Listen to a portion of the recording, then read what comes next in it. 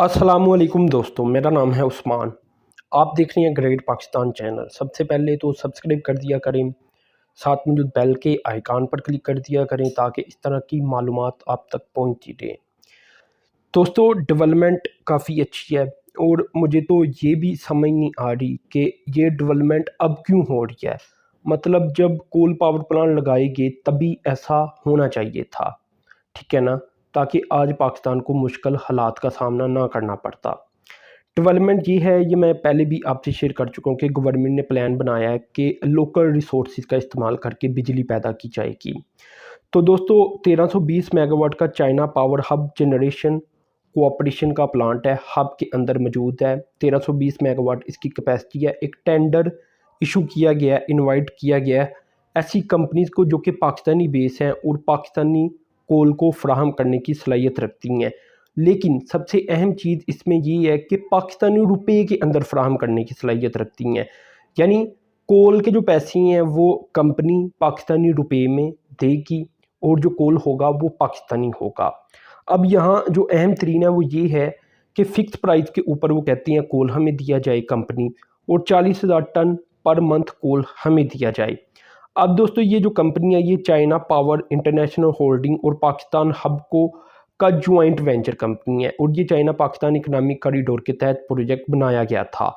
Hub Balochistan के अंदर है।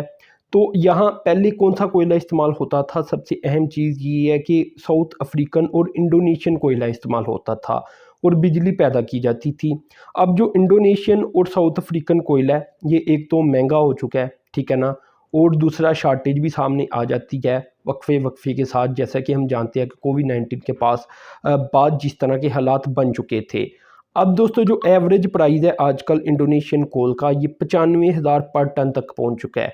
इसी तरह अगर देखा जाए अफ़गानिस्तानी कोल का, ये कराची पोर्ट तक या कराची तक पहुंचे तो इसका प्राइस भी 75,000 रुपये पर टन तक चला जाता है।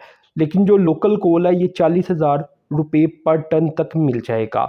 अब यहाँ ये देखें ना कि कितना फ़र्क है। तो पाकिस्तानी कोयले का अब इसलिए इस्तेमाल करना चाह रही हैं, अफ़गानिस्तान का भी नहीं, इंडोनेशिया का भी नहीं और साउथ अफ्रीका का भी नहीं, क्योंकि ये सारी महंगी हैं।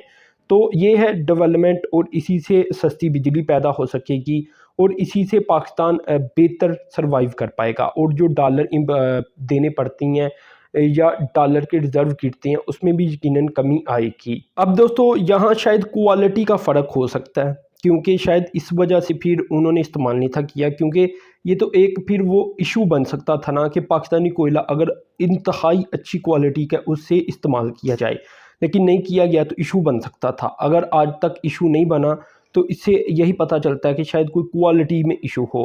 खैर, अब जो प्लांट है बाकी भी उन्हें भी बेहतर किया जाएगा, जैसे मैं पहले बता चुका हूँ। जितने भी पाकिस्तान में प्लांट हैं इन सबको लोकल रिसोर्सेज के ऊपर लाया जाएगा।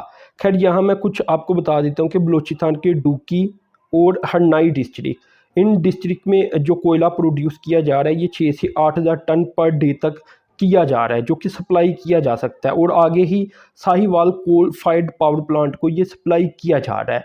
यानी अब ये है कि जितने भी पावर प्लांट होंगे उनमें गवर्नमेंट आहिस्ता आहिस्ता करके लोकल रिसोर्सेज की तरफ मूव हो जाएगी, और जो बाकी और प्लांट है उनमें भी कोशिश की जाएगी कि पाकिस्तानी कोल का इस्तेमाल हो, पाकिस्तानी रिसोर्सेज का इस्तेमाल हो। तो ये डेवलपमेंट थोड़ी बहुत तो पहले भी मैंने शेयर कर रखी थी कि ऐसा गवर्नमेंट का इरादा है, गवर्नमेंट सोच रही है।